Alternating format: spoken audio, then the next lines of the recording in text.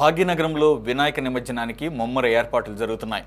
హైదరాబాద్ పాత బస్తీలో ఏర్పాట్లను డీజీపీ జితేందర్, హైదరాబాద్ నగర police commissioner C V Anand, Rachakonda police commissioner Sudheer Babu, GHMC commissioner Amrapali పరిశీలించారు.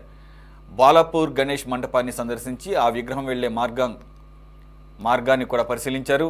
ఖైరతాబాద్ బడా గణేష్ 17వ తేదీ మధ్యాహ్నం 1 గంట లోపే నిమజ్జనం జరుగుతుందని పోలీసులు అధికారులు తెలిపారు.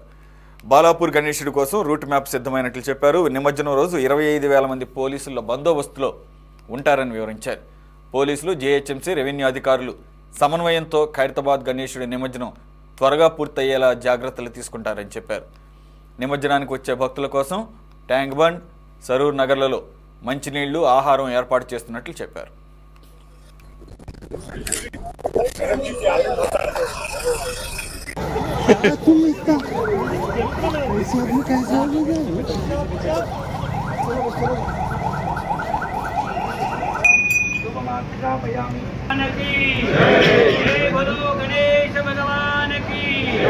गणेश भगवान की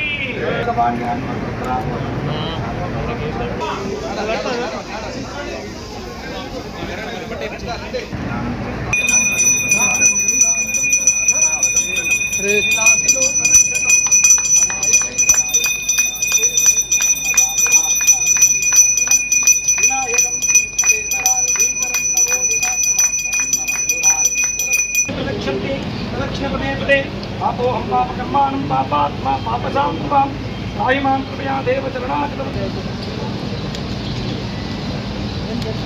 पूरे पीछे आ जाओ ना भाई, यहाँ से ले सकते हो। अरे मेरे लोपल ए ఎందుకు దప్పకు రే వెయిట్ వెయిట్ సార్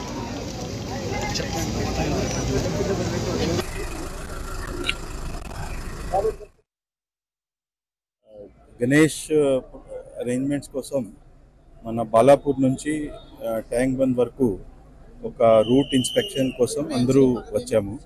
సిపి గారు, నేను, తర్వాత CP Rachakonda, GHMC commissioner, DCP south zone, south west zone, తర్వాత మన కలెక్టర్ గారు, ఆల్ అదర్ డిపార్ట్మెంట్స్ అందరూ ఒక్కసారి జాయింట్ ఇన్స్పెక్షన్ కోసం వచ్చాము.